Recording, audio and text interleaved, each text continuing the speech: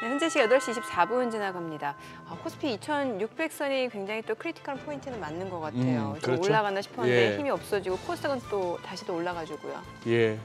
어쨌거나 뭐 어렵게 올랐었던 2600 지금 뭐 미국 장이 도와주면서 2600은 이제 지키지 않겠나 싶기도 하고 과연 이제 과매수 미국에서 월가에서도 다들 지적은 하죠.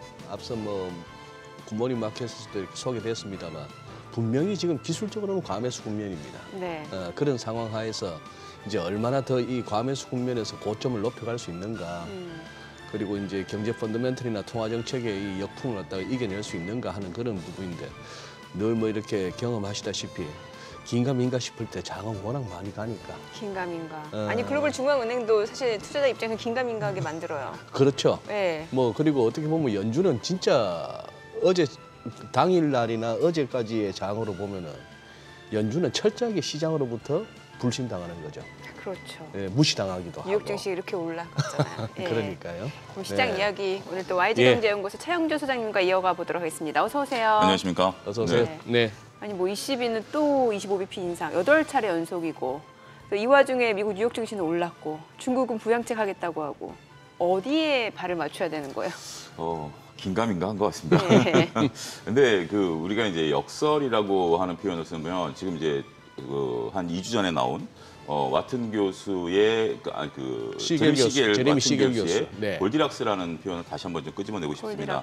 골디락스. 지금 이제 시장이 굉장히 강하다라는 쪽에 이제 무게 중심이 쏠리죠. 이런 것들을 이제 일부 골디락스 장세라고 볼 수 있는데 골디락스 장세가 꾸준히 올라가는 장세죠. 이런데 골디락스 장세의 하나의 이제 조건 중에 하나가 회의론입니다. 그러니까 한쪽에서 보면 계속해서 이게 계속 금리를 올리는 측도 있고 그다음에 미국이 이제 금리를 더 이상 안 올린다라는 긍정론도 있고 막 이런 것들이 부딪히다 보니까 많은 투자자분들이 혼동을 얻는 거죠. 네. 그 가운데서 이제 공격적으로 주식을 사시는 분들도 있고 나는 이제 이 정도에 대해서 주식을 파는 분들도 있지만 그래도 전반적인 시장의 분위기를 봤을 때는 내가 주식을 매도해서 주시장에서 벗어나야 되겠다라는 분위기보다는 뭔가 지금 나는 확실치는 모르겠어. 하지만 기회가 오면 난 주식을 살 거야 라는 측이 오히려 더 한 7대3 정도로 많지 않은가. 지금은 그렇게 이해를 해야 될 것 같습니다. 예. 여전히 30%는 부정적으로 보시는 분들도 계시고 그분의 말씀들도 맞아요. 지표만 놓고 본다라면 미국도 이번에 쉬어가는 타임이죠. 끝난 게 아니라 쉬어가는 분위기인데 쉬어간다라는 것이 상황을 보고 결정하겠다라는 거 아니겠습니까? 어제 이제 뉴욕 증시 같은 경우 이제 종이 비행기 모양을 보였던 이유 중에 하나가 점도표를 보고서는 시장이 빠졌죠. 깜짝 놀랐죠. 종이 비행기라는 말씀이 무슨 말이죠? 종이 비행기라는 게 이렇게 빠졌다가 올라가는 그런 모양이죠. 네, 네. 어렸을 때 이제 저희가 종이 비행기를 접했다. 장중에 어제 이제 뉴욕 증시가 평온하게 가다가 FOMC 동결에 대한 얘기, 시장과 컨센서스가 부합하는 얘기가 나왔습니다만 점도표가 0.5%포인트 올라가는 걸 보고서 빠졌죠. 지금 FOMC 당일날 네, 어제 말고 당일날을 그저께 말씀드리는 네, 겁니다. 네, 네. 빠졌다가 다음에 이제 파월 의장의 기자회견과 동시에 다시 올라가면서 처음에 이제 이런 모습들을 보였죠. 그런 것들 다시 정리를 해드리자면 결국 점도표를 보고 놀랐지만 파월 의장의 기자회견에서 기자들의 질문에서 보면 결정된 바 없다라는 거죠. 점도표는 올라가 있지만 그것은 뭐 언제든지 바뀔 수도 있는 부분들이고 경제지표를 보고 결정해야 되겠다라는 거죠. 자, 금리 인상의 기조들을 한번 좀 쭉 보죠. 가장 먼저 금리를 인상시켰던 것은 캐나다입니다. 우리가 이제 네네. 전 세계적으로 봤을 때 우리도 이제 빠르지만 우리 이제 영향력이 그렇게 크지 않기 때문에 캐나다가 전 세계에서 금리를 좀 빠르게 올렸죠. 그러다가 먼저 캐나다가 2달인가 석 달 쉬었죠. 그러다가 이제 다시 이번에 올렸고 미국은 이번에 처음 쉰 겁니다. 가장 늦게 금리를 올리기 시작한 게 유럽입니다. 그러다 보니까 유럽 입장에서 보면 전반적으로 글로벌 키높이기를 맞추는 그런 현상이다라고 저는 이해를 해야 될 것 같습니다. 이게 이제 각계 전투로 이제 벌어지는 듯하게 보이죠. 캐나다, 미국, 호주, 유럽 다 다르게 이제 오늘 이제 일본의 통화 정책이 나오겠지만 다르지만 그들이 처한 입장들이 미묘하게 다르고 그들이 처음에 첫 발을 내딛었던 시점도 미묘하게 다르기 때문에 아직 전반적인 기조는 우리가 이제 정말 이제 바라는 게 피벗 아니겠습니까? 네네. 금리의 이제 하락 기조로 가는 거지만 아직까지 글로벌 기조는 일단 급격하게 올라가는 것은 아니지만 서로 간의 이제 상황에 따라서 조금 눈치 보기 게임이 이제 본격적으로 시작된 게 아니겠나. 네. 저는 그렇게 정리를 해드리고 싶습니다. 그래요. 지금 유로존이 보면은 지금까지 나와 있는 소비자 물가지수 CPI 전년 대비 수치가 최근께 6.1%인데 이게 욕심입니다. 어제부로 이제 4%가 됐죠. 네. 뭐 일각에서 이제 유로존 기준금리를 갖다 3.5%라고 이렇게 표현하는 데도 있는데 그거는 이제 예측은 금리고 네. ECB가 금리가 한 3개 되더라고요. 이제 예측은 금리, 은행들이 ECB에 맡겼을 때 옛날에 그게 마이너스 0.5%까지 네, 갔지 그렇죠. 않습니까? 그게 이제 그렇게 올라간 거죠. 그게 지금 3.5%까지 왔고, 그게 금리 많이 오른 거예요. 그리고 이제 리파이낸싱이 4%. 지금 이제 4% 기준으로 봤을 때 인플레는 6.1인데 이제 겨우 4%. 미국은 지금 우리 5월달 CPI 확인했던 게 4% 아닙니까? 4%. 네. 이게 전달 4.9에서 4%까지 뚝 떨어졌는데 지금 이게 5.25니 네. 시장이 연준을 믿기도 그렇죠. 이미 CPI 전년비 숫자보다 금리는 더 올라와 있고 20위는 아직까지 멀었고 뭐 그런. 그러니까 이제 여기서부터 굉장히 이제 어떻게 보면 우리가 이제 시장의 과거보다는 연준에 관심이 없지만 이제 연준의 역할이 더 부각된다. 보이지 않는 역할이 더 부각된다라고 봐야 되겠죠. 우리가 이제 9에서 4라는 숫자까지 떨어뜨린 게 바이든 대통령도 내가 이렇게 했다. 내가 1년 전에 계획대로 했다 이렇게 자화자찬하는 기자회견도 어제 이제 하긴 했었습니다만. 그거야 뭐 어느 나라 정치인들 다 똑같은 그렇죠. 거고. 이제 네. 그렇긴 하지만 실질적으로 이제 그게 이제 왜 그러냐면 1년 전에 인플레 감축법이라는 법을 마련했었거든요. 네. 그 이제 말 자체가 인플레 감축법이니까 이제 어떻게 되죠? 솔직히 그 안에 보면 다 이제 뭐 IRA 법이라든지 오히려 미국의 그 오히려 인플레를 부추기는 만한 요인들이 그런 더 많죠. 법이었습니다만 네. 이제 내년 선거를 앞두고 이제 그런 어떤 발언을 했다라고 보지만 어찌됐든 9라는 숫자에서 4라는 숫자까지 CPI를 끌어내린 게 뭐 바이든 대통령일 수도 있고 연준일 수도 있죠. 근데 연준이 이제 이런 위세 조정이 들어가는 부분들이 저는 이렇게 비유를 좀 드리고 싶어요. 그동안에 연준이 이제 공격적으로 금리를 뭐 75bp도 올리고 50bp도 올리고 해서 이제 숫자가 팍팍팍 떨어졌지만 이제 이 구간을 우리가 이제 그 대전에서 서울 오는 전 고속도로를 표현드리고 싶어요. 평일 낮에 네. 대전에서 출발해서 수원까지 올 때는 거의 안 막히죠. 쭉 이제 서울 기준으로 본다라면 거의 경부고속도로를 뭐 거의 제한 속도까지 밟을 수 있겠죠.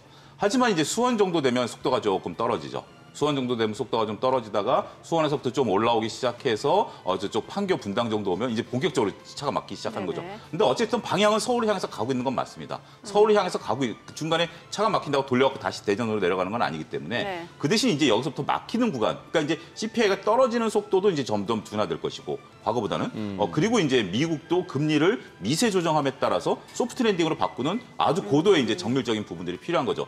차가 막힐 때 우리가 좀 빨리 가려면 네. 그 운전 기술이 좀 고도로 좀 늘어나야 되는 거 아니겠습니까? 저는 그 구간에 진입했다라고 보여지는 거죠. 지금 이제 상황에서 4% 정도 CPI 수준이면 연준이 목표하는 2%가 거의 가까웠으니까 이제 거의 뭐 이제 다 온 거 아니냐라고 봤지만 근원 CPI는 오히려 더 높죠. 네. 근원 CPI가 올라가는 이유 중에 하나가 이제 미국은 주택이 지금 현재 많이 올라가다 보니까 하기 때문에 여기서부터 이제 연준 위원들의 본격적인 실력이 드러난다. 저는 이제 그렇게 말씀드릴 수가 있겠고 다양한 지표들이 오히려 혼란스럽게 나올 거예요. 어떤 것들은 지금 이제 보면 CPI는 낮지만 근원 CPI는 더 높은 수준이고 이준호 소장님 말씀하신 것처럼 CPI보다 지금 미국의 기준은 더 높은 수준이고 네, 네. 여기에 따라서 다양한 해석들이 가능하면서 시장에 따라서 여러 가지 얘기들이 들릴 거예요. 하지만 지금 그냥 러프하게 본다라면 미국은 이제 뭐 금리에 대한 패가 이미 다 시장 월가에서 다 인정한 수준이고 이러한 수준으로 이제 계속 갈 것으로 보고 있고 여기서 이제 투자자들은 그래 니네 이제 열심히 일해 나는 기업들의 이익에 더 오롯이 집중할 거야. 작년과는 분위기가 바뀐 거죠. 작년에는 기업의 이익보다는 미국이 금리를 언제 그만 올리는 거야? 여기에 집중했다라면 이제는 미국이 금리를 올린다 하더라도 나 그래 이제 니네 거의 다 온 거 알아. 거의 서울 도착한 거 아니까 이제 난 내 할 일 할 거야. 라고 하면서 오롯이 주식 시장에 집중하다 보니까 오히려 주가가 올라가고 있다. 이런 설명이 가능할 것 같습니다. 그러니까 지금 소장님 얘기로는 이제 연준이 지금 시장에 신호를 줬잖아요. 앞으로 2차례 정도 추가 금리 인상할 수 그렇죠. 있다. 그러면은 이게 앞으로 2차례 추가 금리 인상을 하더라도 시장에 주는 충격은 크지 않고 오히려 그렇죠. 시장은 제 갈 길을 갈 수 있다. 이런 의미예요. 작년 같은 경우 잠깐 예를 들어드리면 연준은 계속해서 점도표를 밝혔지만 예. 시장에서는 아닐 거야 하면서 서로 간에 보는 방향이 달랐죠. 네네. 근데 이제 보는 방향이 일치한 거죠. 연준이 최대 2차례 정도죠. 최대 2차례 정도 금리 인상한다라는 것은 그 이상은 힘들 거야라는 게 이제 월가의 그 분위기죠. 왜냐하면 미국 같은 경우 금리가 올라가면 자신들이 발행한 이번에도 또 막대하게 발행하는 국채에 대한 이자가 부담이 또 늘어나는 거 아니겠습니까? 예. 그런 거기 때문에 이제 다 왔다라는 거기 때문에 이제부터는 연준의 어떤 시각에 대해 집중하는 것보다는 기업들의 이익 그러면 여기서 이제 또 한 가지 올해 이제 새로 드러난 게 새로운 신산업이 드러난 거 아니겠습니까? 인공지능이라는 신산업이 이제 네. 드러나고 또 미국에서 이제 다양한 고용 창출 효과 이런 것들이 이제 드러나고 있기 때문에 그와 관련된 주식들이 올라가면서 주가를 또 상승시키고 있고 이런 것들에 오롯이 더 투자자들이 관심을 가지셔야 되지 않을까 싶습니다. 예. 그 지금 오늘 아침에 정민행크가 제일 혼란스러워했던 게 왜 네. 연주는 연주대로 20위 중국까지 왜 이렇게 서로 너무 다 각자 갈 길 가니까 그렇죠. 이게 투자자가 어디 쪽에 발을 맞춰야 되는지 좀 헷갈려요. 그죠? 그래요. 요거에 대한 어떤 좀 분위기는 좀 낮추셔야 될 것 같아요. 각자 가는 게 지금 미국은 급격히 달려왔기 때문에 좀 쉬어가는 구간이고요. 하긴 그동안 10번 계속 고강도로 달려왔으니까 이제 예. 쉬어가는 게 어떻게 보면 뭐 정상이다라고 봐야죠. 말씀드린 것처럼 유럽 같은 경우는 우크라이나 전쟁이 터지면서 굉장히 어려울 걸로 봤지만 오히려 지금 이제 다양한 뭐 가격들이 폭등하면서 지금 그쪽은 그런 거고요. 중국은 이 코끼리가 지금 깨어나지 못하고 있습니다. 다양한 이제 처방전을 주고 있는데도 코끼리? 예, 네. 이게 지금 깨어나지 못하다 보니까 이제 계속해서 주사를 놓고 있는 거죠. 강력한 주사 이제 금리를 기준금리를 내리면서 하는 거고. 근데 이제 코끼리가 이 누워버린 이유, 전 이제 누웠다라고 표현을 좀 드리겠는데 누워버린 이유 중에 하나가 부동산에 의존했던 것들이 너무 크죠. 그래서 지금 이제 다양한 첨단 산업들이 이제 계속해서 활성화되고는 있습니다만 지금 이제 계속한 글로벌의 압박. 이 속에서 지금 현재 누워버린 부동산 경기 이런 것들 속에서 지금 중국 입장에서 보면 그들이 갖고 있는 경제 상황에 대한 부분들 글로벌 상황과 상관없이 그들이 이제 경기를 부양해야 되는 그런 모습들이 좀 나타나고 있는 거죠. 일본 같은 경우는 또 다르죠. 일본은 정말 웃고 있죠. 일본은 전반적으로 봤을 때는 그동안의 이제 정책들을 조금 바뀌는 방향으로 하면서 증시가 최근에 굉장히 이제 높은 수준까지 올라가면서 지금은 이제 과거에는 이제 그러니까 과거라기보다는 작년 초만 하더라도 미국이 금리를 올림에 따라서 그것의 기준에 따라서 각 나라들이 다 이제 뱁새가 황새 따라다니는 그런 형국이었죠. 하지만 작년 연말부터 나온 현상입니다만 미국과 이제 각 나라들이 서로 간에 제갈길을 가는. 그러니까 처음에 금리를 올릴 때는 미국 올리니까 따라가지만 우리나라도 이제 금리가 3%대밖에 아직 안 되지 않습니까? 네. 이게 아무리 금리 격차가 벌어진다 하더라도 각각의 체력에 따라서 이제 좀 다른 거죠. 그렇기 때문에 원래 이제 그 100m 달리기를 할 때 10명이 그러면 뛰면 거꾸로 얘기하면 미국은 경기가 체력이 좋은 거고 그렇죠. 우리나라나 중국은 지금 안 좋은 거고. 안 좋은 거죠. 이제 미국 같은 경우는 체력이 굉장히 그러니까 지금 더군다나 우리나라 기업들이 우리나라에 투자하는 것도 모자라지만 미국 가서 투자하고 있지 않습니까? 그런 거기 때문에 미국은 더할 나위 없이 좋은 거죠. 지금 이제 그런 상황이고 중국 그렇고 우리는 이제 무역 수지, 이제 경상 수지까지 적자 이런 부분들이 나타나다 보니까 체력적으로 봤을 때는 상당히 좀 안타까운 현상을 보이고 있다 이렇게 봐야 될 것 같습니다. 지금 이제 제일 눈길을 끄는 종목은 미국 월가에서 시총 1, 2위 애플하고 마이크로소프트입니다. 얘들은 너무나 확연해 보이는 전고점에서 이게 이제 살짝 올라가거든요. 네. 이렇게 되면은 이제 이렇게 되면 이제 뭐 흔히 말하는 이중천정 이런 차원이 아니고 새롭게 이제 열어버리는 그런 상황이고 조금 이렇게 또 다른 그동안 못 가던 주식들 쪽으로도 매수세가 확산되고 뭐 버블이니 과매수니 이런 차원을 넘어서 지금 이렇게 미국 장이 계속 가준다면 아까 이렇게 정리한 바에 따르면 오늘 하루가 고비긴 고비예요. 네. 약간 이렇게 선물 옵션 동시만길이다 보니까 미국도 네. 그런 변동성은 커질 수 있겠습니다만 쭉쭉 갈 때 우리 시장도 계속 그러면 미국 장 가면 우리도 같이 갈 수 있다. 어떻게 보세요? 그와는 좀 결이 다를 수도 있습니다. 이제 미국 같은 경우는 신산업을 이끄는 주식들이 지금 올라가고 있는 거고요. 네. 우리는 이제 거기에 반사이익을 받는 주식들이 움직이고 있는 거, 산업 구조가 자체가 다른 거죠. 지금 이제 우리나라가 지수가 올라가려면 삼성전자와 SK하이닉스가 움직여야 되겠죠. 역설적으로. 네. 삼성전자, SK하이닉스가 움직여야 되는 지금 엔비디아도 보면 거의 삼성전자랑 비슷한 모습이에요. 그러니까 한번 상승하고 기간 조정을 겪으면서 네. 엔비디아는 조금 고점을 높여가는 그런 네. 모습이지만 삼성전자는 여전히 기간 조정 구간에 있거든요. 아무래도 우리가 이제 인공지능과 관련해서 제일 이제 GPU 수혜를 보는 건 엔비디아고 우리 삼성전자와 SK하이닉스는 이제 부가적인 수혜를 보는 부분들이 있지 않습니까? 그런 부분들 때문에 조금 다른 거죠. 과거에는 미국 주식이 올라가면 그 미국 주식이 올라가는 그 카테고리 속에서 국내 주식이 올라가는 건데 이제 국내 주식도 올라가면서 점점 이렇게 부딪히면서 올라갈 것 같아요. 하지만 시장에서는 지금 이것을 조정 기회로 보는 건 아니지만 물론 이제 오늘 이제 국내 시장도 상당히 규칙가 주목되죠. 2,600선 지지 여부가 관건이 되긴 그러게요. 하죠. 그런 부분들이 보여지긴 합니다만 일단 시장은 조금 떨어지면 사자라는 그런 대기 매수가 더 강한 것 같습니다. 그렇기 때문에 시장은 계속해서 서서히 올라가는 그런 국면으로 이해를 하셔야 되지 않을까 싶고요. 일단 국내 시장을 정리해드리면 코스피는 일단 2,600선 지수를 놓고 봐야 될 것 같아요. 네네네. 근데 이 지수는 결국 삼성전자에 달려있고 삼성전자는 최근에 환율과 또 연동성이 굉장히 높아졌기 때문에 환율도 같이 봐야 되겠고 코스닥 같은 경우는 지수를 보기엔 어려울 것 같습니다. 코스닥 같은 경우는 2차 전지에 따라서 지수가 움직이는 전형적인 모습을 좀 보여주고 있기 때문에 여전히 2차 전지의 모습으로 구분해서 그러니까 코스피는 지수를 보셔야 되고 코스닥 같은 경우는 2차 전지의 대장주 향바에 따라서 움직임이 달라질 수 있다. 이렇게 봐야 될 것 같습니다. 지금 말씀해 주신 대로 2차 전지 얘기 주셨으니까 최근에 이제 뭐 에코프로 그룹주들이 이슈죠. 네. 뭐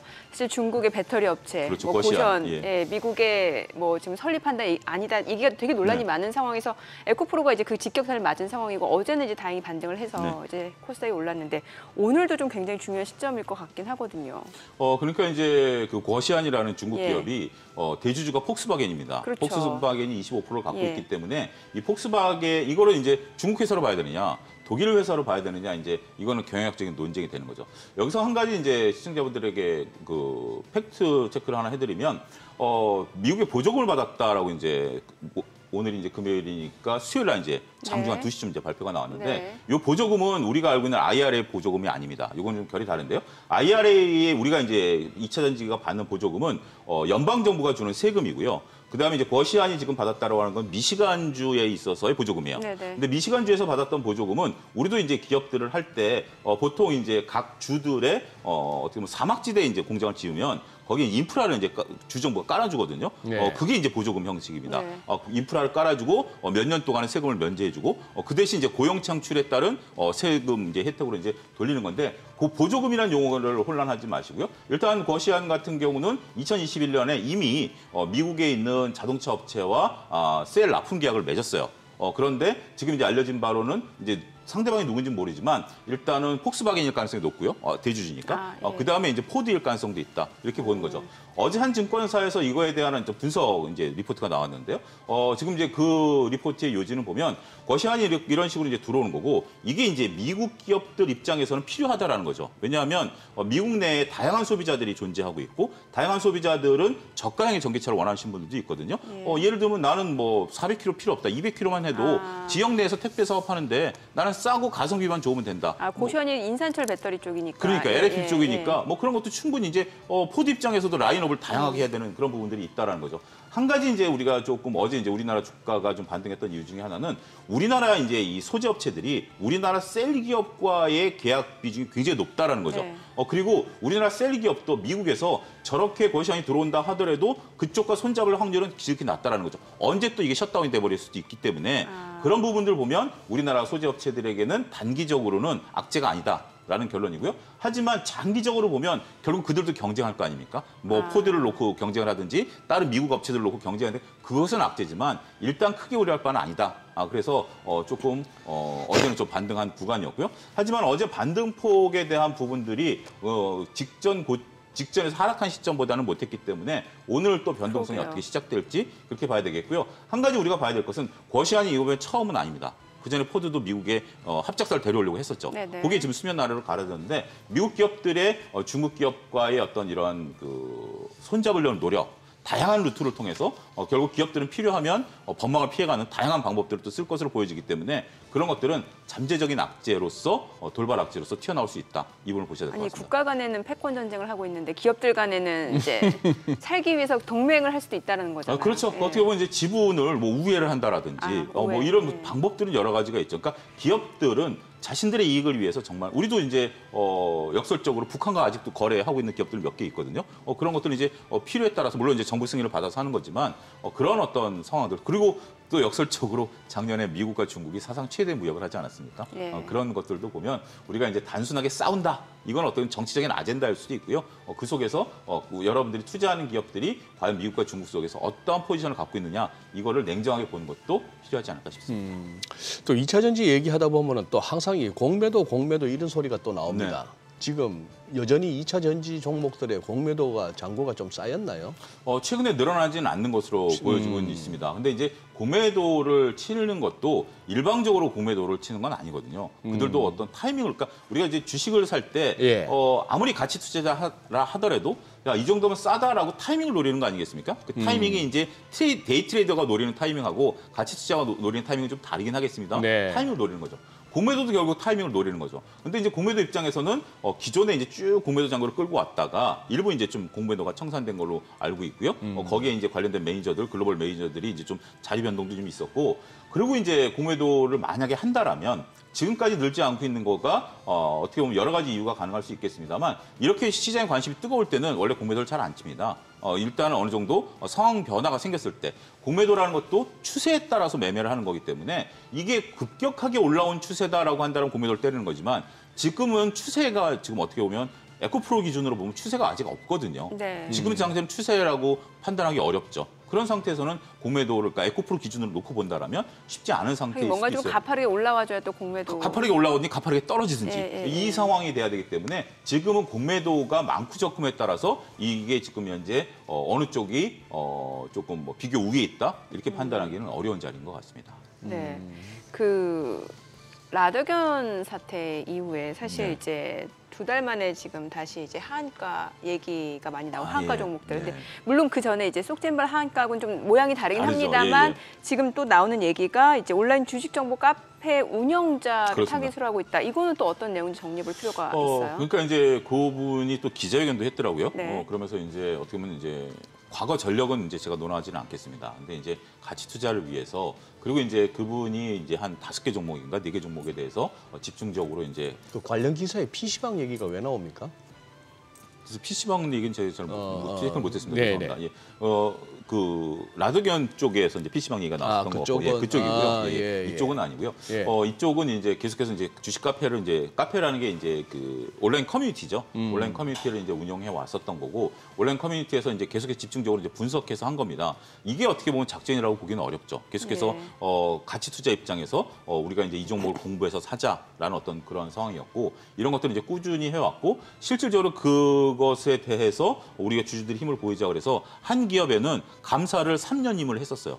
그리고 두 기업에는 감사 선임을 하려고 했지만 그쪽 기업에서 니네들이 요구하는 거 들어줄게 해서 감사로 들어가지는 않았었던 그런 사례가 있습니다. 그러니까 이게 어떻게 보면 정상적인 주주 운동으로도 볼 수 있는 거죠. 문제는 이게 이제 신용으로 매매를 했다라는 거죠. 우리가 보통 정상적인 가치 투자다라고 한다라면 이렇게 꾸준히 이제 주식을 모아가는 거 아니겠습니까? 근데 이제 신용으로 주식을 이제 이 주식을 이제 사다 보니까 사단이 났다라고 저는 표현을 드리고 싶은 게 신용이 만기가 왔는데 이게 그 라드견 사태 이후에 각 증권사들이 신용을 리볼빙을 안 한 거죠.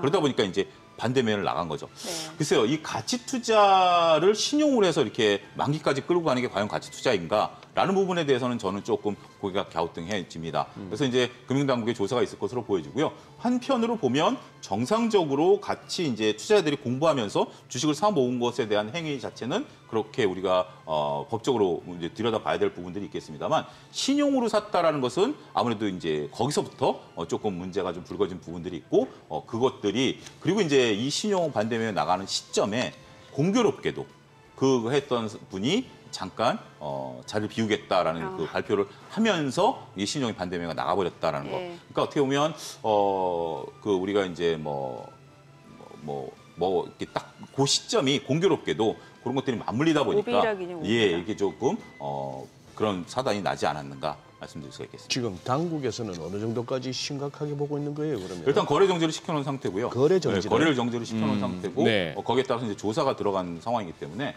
저희가 이제 패스트트랙으로 요즘 조사가 빠르게 진행되고 있지 않습니까? 그래서 이제 조만간 결과가 나오지 않을까 싶습니다. 요즘에 이제 사실 그동안은 반도체하고 2차 전지주가 시소 게임하듯이 뭔가 좀 주도주 좀 역할을 해줬었는데 네. 이게 좀 쉬어가다 보니까 이제 좀 테마주 장세가 좀 이어지는 게 아닌가 싶은 게 뭐 소금 관련주, 그다음에 또 뭐 재건 관련주 뭐 되게 많아요. 맞습니다. 소금 관련주 좀 설명을 해주세요. 아니 갑자기 뜬금없이 소금 관련주는 왜 나오는 거예요? 우리가 이제 아무래도 그 후쿠시마 원전에 대한 어떤 불안감, 오염수 방류 시기가 지금 임박했죠. 방류 예. 시기에 대한 불안감이고요. 그래서 이제 그것에 대해서 우리가 이제 우리나라 이제 서해 이제 천일염이 나오니까 예. 그걸 좀 사재기하자라는 거죠. 그러니까 얼마 전에 나온 뉴스 보니까 평생 먹을 소금 미리 사놓는다고. 예. 근데 이제 그것을 보면 이제 그런 것 같아요. 우리가 이 먹거리에 대해서는 불안감들이 굉장히 심하지 않습니까? 이제 옛날에 광우병도 그랬고, 그거를 이제 이런 표현이 가능할 것 같아요. 이게 우리가 먹는 거를 과학적으로 설명하려고 하는 거. 그러니까 정부 입장에서 보면 과학적으로 설명할 수밖에 없죠. 정부의 언어니까. 지금 보면 광우병 때도 그렇고 지금도 보면 이게 오염 수치를 객관적으로 봐가지고 이 수치는 우리가 먹어도 된다라고 얘기를 하지만 우리는 그냥 불안한 거죠. 이걸 먹어도 된다라고 해도 그래도 방사성인데 먹어도 될까 이런 불안감이죠. 이런 불안감이 주식 시장에 있어서는 굉장히 큰 카테고리를 형성하게 됩니다. 우리가 이제 작년에 우크라이나 사태 이후에 곡물가가 폭등했던 경험이 있기 때문에 이번에 곡물 협정에 따라서 곡물가 이제 주가들이 또 움직이는 그런 모습을 보이지 않았습니까? 그래서 이 먹거리에 대한 불안감들은 있다라는 거죠.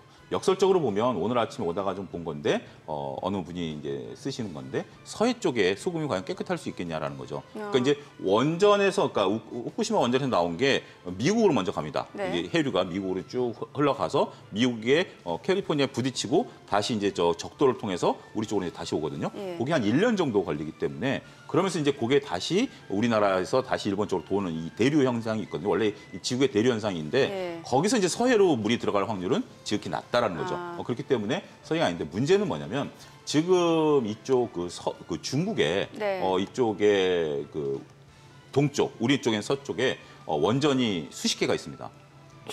중국의 원전이 수십 개가 있습니다. 근데 거기서 각종 사고들이 있었다라고 알려지고 있죠. 공식적이지는 않지만 그게 이미 다 서해로 방류돼 있어서 만들어진 소금인데 그거와 후쿠시마 원전과 그러니까 이제 여러 가지 이제 논쟁거리는 있는 것 같습니다. 하지만 공포적인 어떤 부분들이 있다라고 보여지고 있고요. 이런 부분들로 지금 우리는 이해해야 되는 테마가 아니에요. 이걸 가지고 논리적으로 서해 소금이 뭐 깨끗하냐 마느냐 이거는 또 거의 또 그러니까 이미 원전에 오염된 소금을 우리가 섭취하고 뭐 하여튼 있을 그런 수도 논리 있다. 듣고 여러 가지 얘기들이 이제 부딪히는 부분들인데 일단 심리적으로 불안하다 보니까 우리가 이제 사재기라는 게 그거 아니겠습니까? 사재기라는 게 불안감이 나오는 거지 실질적으로 이게 없어서 되는 문제는 아니다라고 보여지거든요.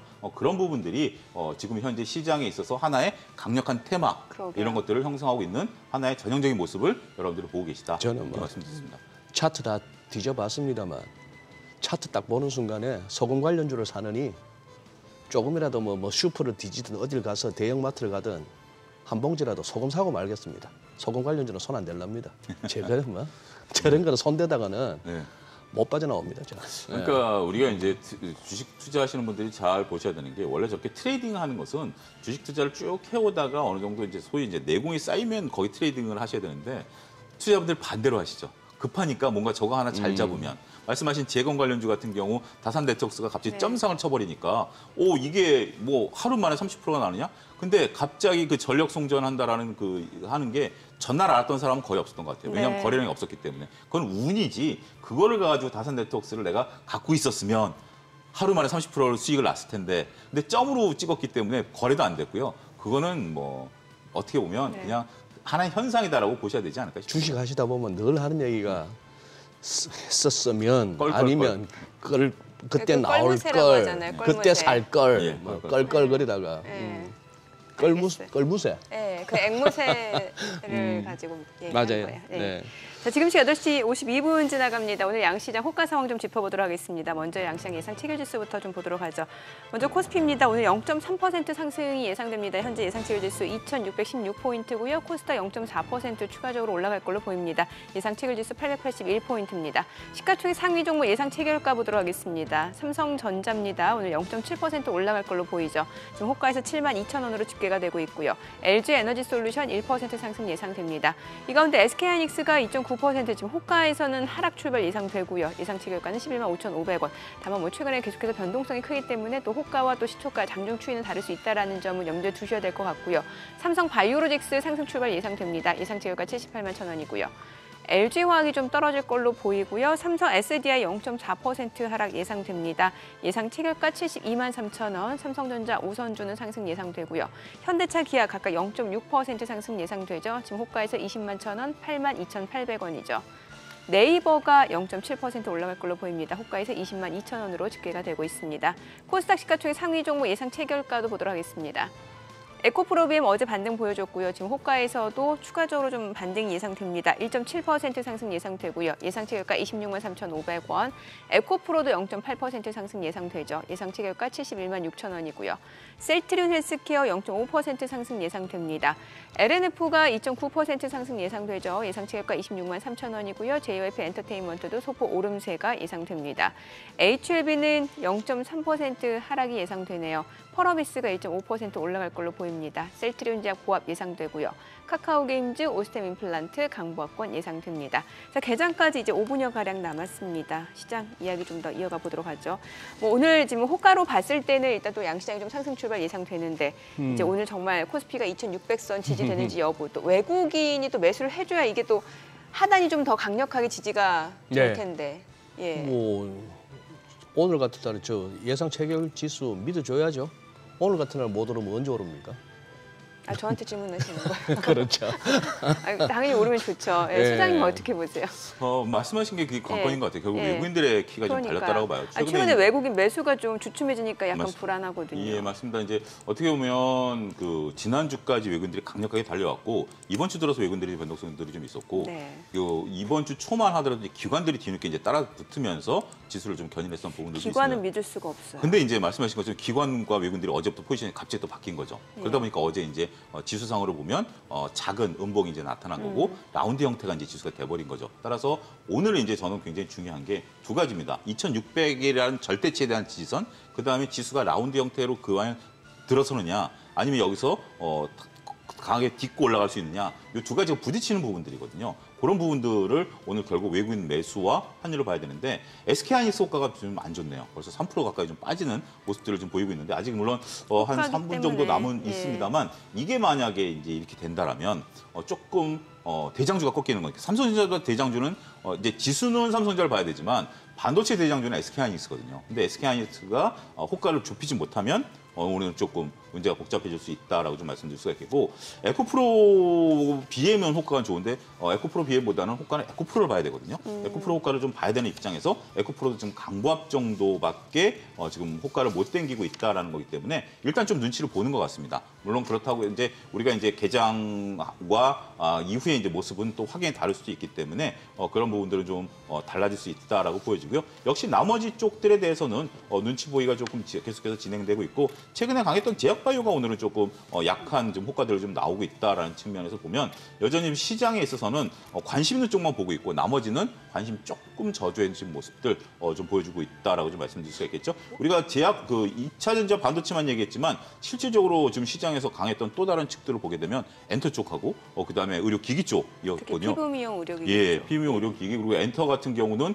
우리가 이제 그 단순한 이제 어떻게 보면 뮤직 쪽에서 네. 이제 드라마 제작사까지 이제 또 이전되는 그런 모습들을 보였는데 오늘도 지금 현재 JYP 엔터라든지 이런 쪽들에 대한 호가는 좋거든요. 이런 것들 같이 오늘도 이어질 수 있을까? 뭐 어제 같은 이제 유가 이제 급등했죠. 그런 모습들이 이어질 수 있는가? 이제 드라마 제작사들이 지금 다시 눈에 들어오기 시작했어요. 왜냐하면 우리가 이제 OTT 쪽으로 가는 실적들이 개선되는 속도가 빠르기 때문에 이런 모습들도 오늘 또 확인될 수 있을지 여부가 관건으로 작용할 수 있다. 하이닉스가 빠르게 올라오네요. SK하이닉스 호가요? 예. 아, 보합성까지 예. 올라왔습니다. 그러네요. 예. 미국 뉴욕 증시에서는 뭐 두루두루 어떻게 보면 이제 그동안 안 움직이던 섹터들이 움직인다고도 볼 수 있겠고, 뭐 조금 폄하해서 얘기하면 이제 잡주들도 가나할 장도 되면서 러셀 지수가 움직이죠. 예, 먼저 바이오주들도 뭐 어제 꿈틀거리던데 우리는 조금 뭐 어떨까 싶기도 하고. 근데 제약바이오 쪽이요. 예. 그러니까요. 아니 IPO 얘기 좀 할게요. 네. IPO. 요새 작년에 그 조금 이렇게 소외받던 IPO 시장 요새는 뭐 상장만 했다 하면 따상하면 상한가예요. 그런데 이게 지금 조만간에 이건 무슨 얘기입니까?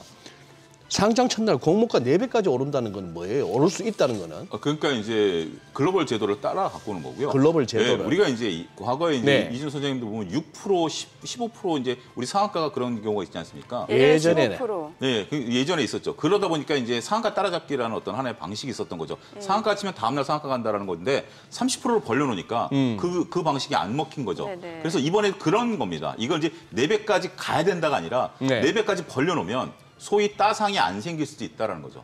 뭔 말씀이죠? 그러니까 지금은 예. 공모가 대비해서 2배 올라간 거에서 상한가가 올라가는 건데 지금 이거 공모가 10,000원에 시작해서 2만 원, 2만 원에 30%, 30% 올라가는 거 26,000원까지 가는 건데 네. 이거를 벌려버리니까 거기까지 올라갈 주식은 거의 없는 거죠. 그러다 보니까 우리가 소위 이제 어떻게 보면 26,000원까지는 가야 된다라는 그런 어떤 나름대로 신호를 줬었는데 이제는 4만 원, 5만 원까지 갈 수 있는 거다. 니네 가도 된다. 가도 된다. 갈 만큼 가봐라라고 한다면 오히려 26,000원을 안 가는 거죠. 하기야 뭐 미국 쪽에서는 한 번씩 보면 왜 하루에 60%, 50%막 움직이잖아요. 상한가 폭이 없는 거죠. 그래서 하루 만에 반영되고 끝나버리는 건데 우리는 이게 계속 하한가가 이어지다 보면 반대면 반대면을 또 부르면서 이게 며칠씩 가버리는 부작용이 되는 거죠. 예. 그걸 없애는 겁니다. 그건 선진화 과정이고요. 선진화 예, 과정이다. 이거는 증시에 있어서는 굉장히 완충작용으로서 긍정적인 요소다. 저는 그렇게 평가를 드리고 싶습니다. 네. 4배까지 사고 싶은 사람은 사봐라. 사라. 예, 그런 겁니다. 그러면 하루 만에 그게 반영되고 끝나버리는 거니까. 근데 지금은 무조건 사면 내가 소고기값 번다라고 해서 버티는 거죠. 근데 이제 그런 상황이 안 되는 거기 때문에 어떻게 보면 오히려 그런 의미로 받아들여야 된다. 예, 어떻게 보면 그러면 이제 오늘 네. 흐름 좀 확인해 보도록 하겠습니다. 그럴까요? 국내 증시 네. 개장합니다.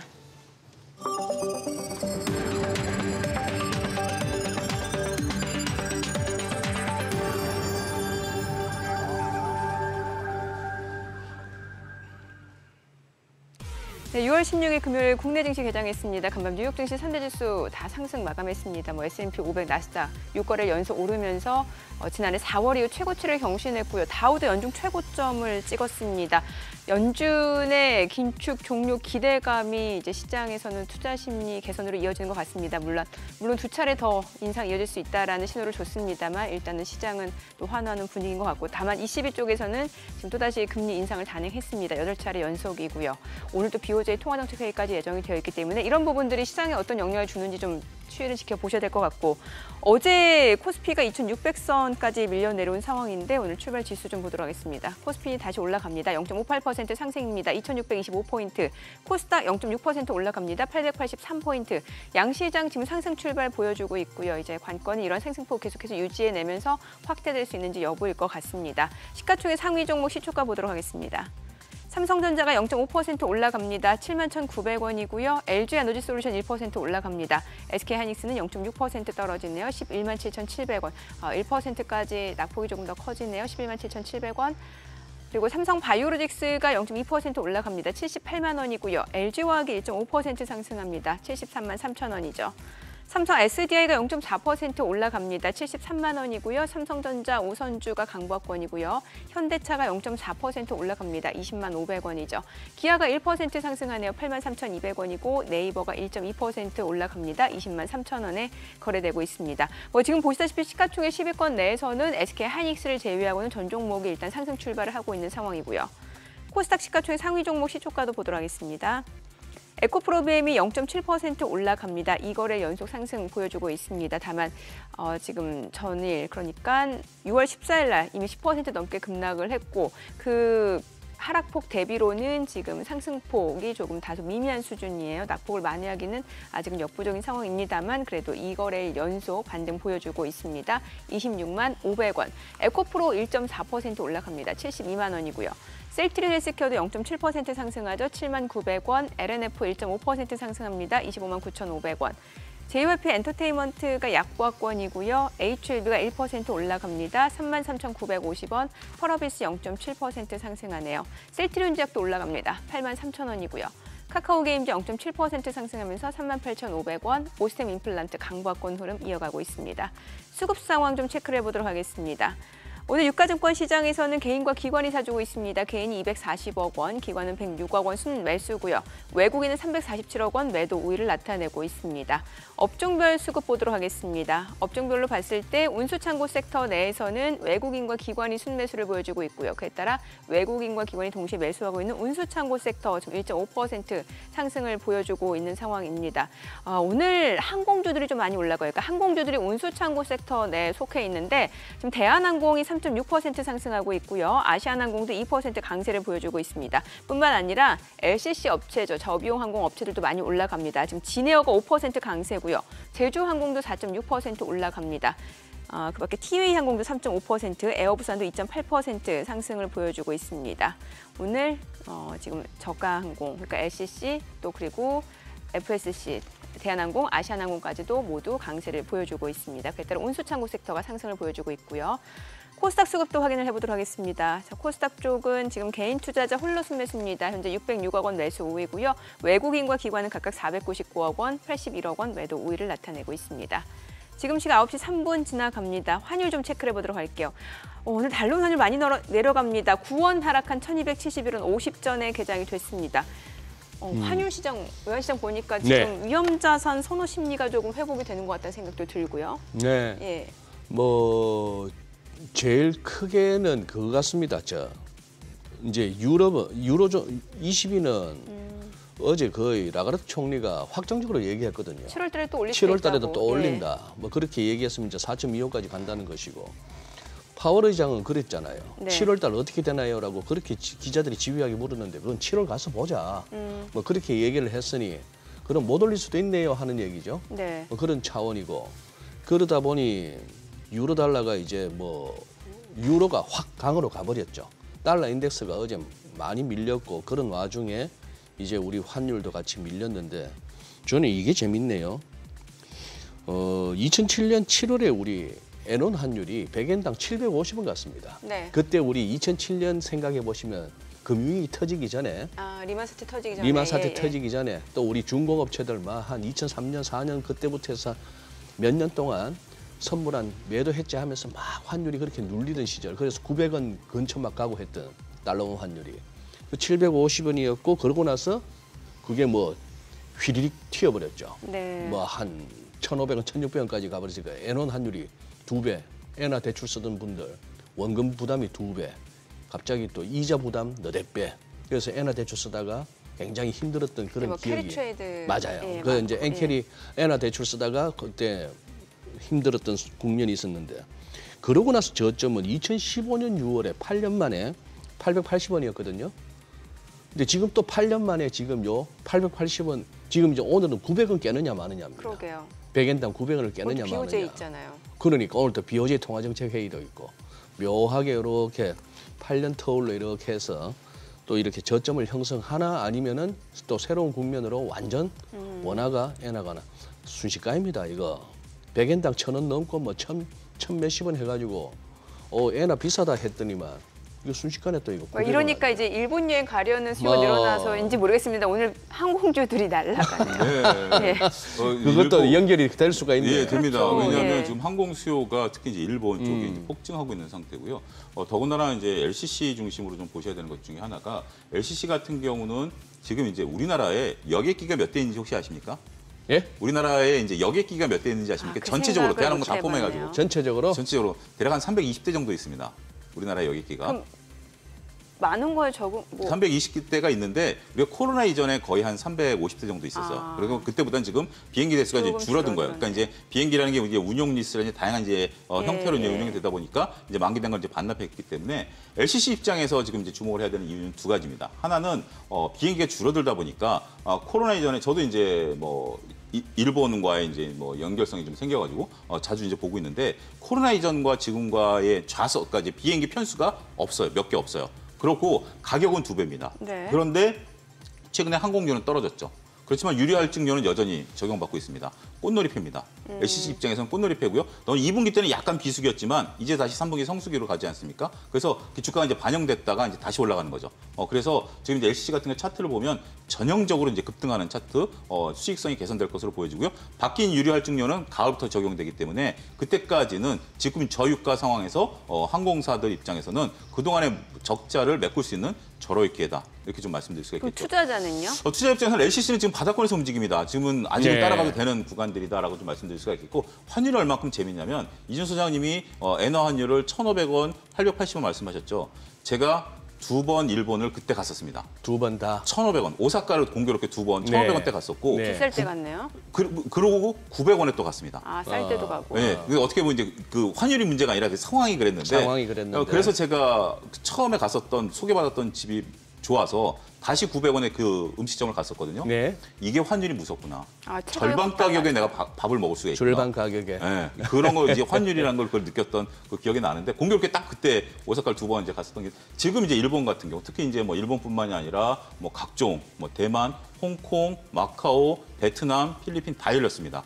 이게 그 코로나 감사 없이 다 들어갑니다. 네. 그러다 보니까 이 수요가 급증하는 효과를 나타낼 수 있고 근데 뭐 유럽 쪽에도 좀 많이 가시고요. 지금 여러분들 주위에 보시면 알 것 같아요. 많은 분들이 지금 가고 계시지 않습니까? 또 이제 곧 휴가 시즌이니까. 그렇죠. 다 또 뭐 여행 우리 계획 요즘 세우시는 젊은 세대들은 화끈하게 또 휴가를 즐겨요. 네. 뭐 며칠이 됐건 한 일주일이 됐건 네. 가까운 뭐 동남아 뭐 이런 데를 해서 잘 쉬고 오더라고요. 그리고 또 이제 네. 기업의 문화도 그렇게 네. 이제 일주일씩 가는 거, 열흘씩 가는 거에 대해서 그렇게 뭐라고 이렇게 옛날에 눈치 보고 이제 이런 시대가 휴가 아니기 내기 때문에. 어려웠는데. 그렇죠. 그만큼. 눈치 보지 않는 곳 좋네요. 아니 근데 좀 그리고 이제 젊은 분들이 요즘 언어에 대한 부분들 그리고 이제 저도 얼마 전에 외국 갔다 왔지만 요즘은 이 말로 하는 게 아니라 메뉴판 같은 경우 우리가 네네. 생경한 언어를 하더라도 이게 사진만 찍으면 다 번역이 돼 버리니까 네. 굳이 어플 까실 필요도 없고요. 그러다 보니까 이게 굉장히 이제 여행 활성화됐다고 봐야죠. 아니, 말난 김에 지금 뭐 메뉴 말씀하셨으니까 예전에 그 동경이나 오사카 갈 때는 그 비행 시간은 짧은데 그래도 국제선이라고 기내식 먹이느라고 바쁘시던데 바쁘던데 승무원들이 요즘도 밥 주나요? 뭐 1시간 거리는 안 주고 오사카는 안 주고요. 그래요? 도쿄는 이제 샌드위치 정도 주는 건데 아. LCC 같은 경우는 여러분들이 이제 그런 것들을 기내식을 이제 바꾸셔야 되는 그런 또 부분들이 있고요. 그게 뭐 다 풀 서비스가 아니다 보니까. 그렇죠. 네. LCC 같은 경우는 여러분들이 이제 뭐 커피 한 잔도 다 팔아요, 기내에서. 그런 것들도 이제 다 미리 구매를 하셔도 되고 현장 구매도 가능하고 그런 부분들이 요즘은 많이 활성화돼 있다라고 좀 봐야 되겠죠. 많은 분들이 가시면서 많은 분들이 이제 소비를 하고 있는 그런 형국이다라고 말씀드릴 수가 있겠습니다. 예. 차수장께서 요즘 이렇게 조선주 관련해서 좀 언급이 잦으셨는데 오늘 예. 좋습니다. 맞아요. 네. 계속해서 조선주는 뭐 펀더멘털이 받쳐주지 않습니까? 펀드멘탈이 받쳐주고요. 저는 네. 하나오션을 좀 재밌게 보셔야 하나오션? 돼요. 재밌게 보셔야 된다고. 옛날 대우조선 예, 대우조선의 양을 좀 보셔야 되는 게 조선업종 지금 여러분들 제 얼굴 옆에 화면에 보이는 것 중에 유일하게 하나오션만 흑자를 못 냈었습니다. 그동 지금도 그러니까 1분기에 일분기에? 나머지 네네. HD, 현대중공업, 미포, 삼성중공업 다 흑자를 냈는데 하나오션만 500억 적자를 1분기에 나타냈거든요. 그런데 자 이제 대우라는 이름을 빼고 하나로 바꿨죠. 예. 하나로 바뀌고 나면 예. 퍼포먼스가 하나 나타나야 되지 않을까요? 이게 제 내피셜입니다. 이제 적자에서 우리가 흑자로 이끌었다. 하나로 바꾸면서 어떤 뭐 그런 어떤 신호. 그러니까 이건 제 100% 내피셜이에요. 그런데 가능성은 충분히 있다라고 봐야죠. 회사가 변하면 뭐 어떻게 해서든지 이익을 만들려고 노력을 할 것으로 보여지고 더군다나 이제 막대한 수주전거 있고 진짜 다른 기업들도 이익을 냈기 때문에 이제 이익을 낼 때가 됐어요. 네. 그런 것들이 맞물리면서 이제 적자에서 흑자로 전환될 때 주가 퍼포먼스가 가장 좋거든요. 그렇게 본다라면 하나로 바뀌는 날 주가가 좀 빠지긴 했습니다. 지금 이제 그 레벨을 다 위로 올라왔거든요. 그렇기 때문에 저는 이제 그전에는 삼성중공업을 봤어요. 삼성중공업이 4분기 때 빅베이스라는 회계 처리를 한 이후에 이익 퍼포먼스가 가장 좋을 것으로 봤기 때문에 삼성중공업을 봤습니다만 이제 하나오션을 저는 이제 말씀드리고 있습니다. 하나오션 같은 경우 이제 하나그룹에 있어서 하나의 새로운 형제가 됐기 때문에 다양한 퍼포먼스를 보일 수가 있다. 이와 맞물려서 우리가 봐야 되는 게 현대글로비스죠. 최근에 현대글로비스 주가 움직임이 상당히 좋습니다. 맞아요. 현대글로비스가 주가 움직임이 좋은 것은 확인되지는 않았습니다만 다양한 2차 전지와 관련된 연관설들이 나오고 있어요. 네. 처음에 이제 급등했을 때 M&A를 통해서 폐배터리 기업을 인수한다라는 소식이 있었고 또 한 가지 두 번째 급등했을 때만 하더라도 모 증권사에서 리포트가 나와가지고 이런 것들을 이제 원료를 운송하는 뭐 이런 부분들을 한다라는 거죠. 근데 현대글로비스는 현대가의 대주주들이 최대 주주거든요. 그런 부분들이고 그분들이 여기에다 수익이 날 수 있는 부분들을 얹으려고 좀 하는 노력들이 보이는 것 같아요. 그러다 보니까 각 증권사나 언론에서 지금 이제 확인되지는 않았습니다만 그나마 동일한 건 2차 전지와 관련된 얘기들을 여기다 이제 부과하는 거 아니겠습니까? 네. 그렇기 때문에 우리가 이제 기업들을 볼 때 우리나라가 갖고 있는 하나의 특성이죠. 재벌 기업들이 갖고 있는 그들의 어떤 뭐 방향 이런 것들을 읽어낸다라면 하나오션이라든지 현대글로비스 같은 경우는 이런 거는 급등할 가능성은 그렇게 높진 않아요. 하지만 꾸준히 놔두신다라면 정말 재밌는 주식이 될 수도 있다. 네. 제가 이제 한화에어로스페이스 같은 경우도 계속해서 한 1년 가까이를 말씀드렸던 이유 중에 하나가 하나그룹 내에서 김승현 회장의 어떻게 보면 하나의 목적, 네. 모든 방산을 모으는 그런 건데 결국 주가 퍼포먼스를 오랫동안 보이지 않았습니까? 저는 이제 이 하나오션이라든지 현대글로비스에 대한 주가 퍼포먼스에 대한 기대감, 이건 이제 제 내피셜이긴 합니다만 한번 관심을 가져보셔도 재밌지 않을까 싶습니다. 예. 오늘 또 AI 관련주들 흐름도 좋고 지금 게임주 내에서는 컴투스라든지 아니면은 또 뭐 위메이드 이런 종목들도 좋은데 뭐 AI 쪽 먼저 볼게요. 일단은 AI 쪽에서는 오늘 올라가는 종목들이 이스트소프트, 마음 AI, 솔트룩스, 플리토 이런 종목들이에요. 인공지능과 관해서 지금 뭐 아무래도 다시 이제 진짜 부각되는 것 같아요. 꾸준히 왔었던 건 의료용 AI가 이제 그런 최근에, 부분들이 이제 되는데 그런 것들이 조금 목전을 쳐다 보니까 이제 다시 반등이지만 그렇게 뭐 드라마틱한 반등이라고 보기는 어렵겠죠. 특히 이제 뭐 솔트룩스가 그동안 대장이었는데 지금 보면 그동안에 이제 상황들에서 드라마틱한 부분은 아니고 마음 AI가 한 4.6% 올라가지만 차트 모양을 보면 조금 뭐 그냥 오늘 움직이는 정도 이런 정도로 좀 이해를 하셔야 되지 않을까 싶습니다. 근데 어찌됐든 우리가 이제 엔비디아를 포함해서 하드웨어가 이렇게 퍼포먼스를 보이는데 우리가 이제 기대를 했었던 AI 관련주들이 고점 대비해서는 상당히 지금 낮아져 있는 상태됐고 여기서 좀 반등다운 반등을 못하고 있다는 점은 한 가지 안타까운 현상이 아니겠나 이 점을 좀 말씀드리도록 하겠고요. 그다음에 이제 컴투스라든지 이런 거는 컴투스가 이제 오래간만에 신작에 대한 기대감이 있습니다. 그러니까 지금 게임 업종들이 이제 다양한 면에 있어서 긍정과 부정이 있는데요. 긍정적인 요소는 한알영을 이제 과연 돌파할 수 있을까라는 거고 두 번째는 신작이 없었기 때문에 네. 근데 이제 신작이 올 상반기 때 거의 없었어요. 근데 몇 개의 신작이 나왔지만 여러분들 기억하시겠지만 별로 그렇게 흥행을 못했었던 안타까운 현상이지만 이제부터 신작 구간에 들어갑니다. 신작이 올 하반기부터 내년 초에 몰려있기 때문에 이 신작이 과연 어떤 퍼포먼스를 보일 것인가. 물론 이제 신작이 당연히 소비자들의 마음을 끌어야 되긴 하겠습니다만 이제 신작 모멘텀이 서서히 좀 증권가에서 얘기가 좀 나오고 있다. 이 점을 좀 보셔야 되겠고요. 한 가지 덧붙여서 지금 이제 어제 강했던 유라든지 네. 그저께 강했던 펜엔터테인먼트 같은 경우도 같이 보셔야 될 것 같아요. 지금 이제 이쪽은 이제 드라마 제작사들인데 이 드라마 제작사들이 관심을 갖게 된 게 특히 이제 펜엔터가 먼저 리포트가 나왔고 그다음에 유가 이제 그다음에 리포트가 나왔는데 둘 다 이구동성은 올해 최대 이익을 구가할 수 있다라는 겁니다. 예. 이들의 이제 공통점을 보면 우리가 기존의 드라마 제작사들 같은 경우 우리가 이제 뭐 이진우 소장님을 주인공으로 드라마를 제작을 한다라고 하면 그게 이제 흥행을 하면 주가가 올라가는 거고 흥행을 못하면 주가가 떨어지는 그런 모습들 아니었습니까? 흥행이 되긴 될까요? 아, 당연히 되죠. 근데 지금 이제 펜엔터와 유의 모습을 네. 보면 디즈니 플러스라든지 아니면 넷플릭스로부터 돈을 받아서 드라마를 제작을 하는 거예요. 네. 그러고 나서 흥행 여부랑은 상관없습니다. 흥행은 그들이 가져가는 거예요. IP를 넘겨버리기 때문에. 아하. 따라서 이게 이제 과거에 우리가 전지현식에 나오는 것들이 흥행이 안 되면서 주가가 폭락했지만 이들은 지금 현재 막대한 수주 잔고가 있는 거예요. 지금 이제 아이유 씨 이제 드라마도 지금 펜엔터 같은 경우 500억짜리 이제 계약을 맺었고 이건 오롯이 이익으로 잡히는 거예요. 근데 이게 언제 잡히느냐면 지금 이제 이 펜엔터 같은 경우는 아이유 씨랑 계약한 드라마 말고 설경구 씨가 주연한 것이 곧 개봉을 한답니다.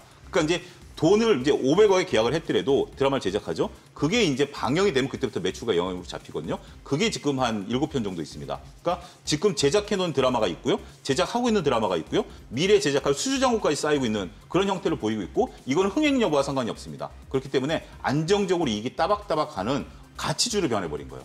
그전에는 이진우 소장님이 나온 드라마가 흥행하면 주가가 올라가고 흥행 못하면 주가가 떨어지는 그런 모습이었다면 이제는 이진우 소장님의 흥행 여부와 상관없이 드라마가 따박따박 주가가 올라갈 수 있는 이런 영역으로 바뀌었다라는 측면에 있어서는 흥행 걱정 안 하시려면 저보다도 정민 앵커를 쓰세요. 정민 앵커 쓰시면 그거는 당연히 흥행이죠. 뭐 흥행 걱정은 이렇게 보셔야 될 것 같습니다. 시간이 다 된 것 같아요. 네. 오늘 내용 잘 들었습니다. 고맙습니다. 네, 고맙습니다.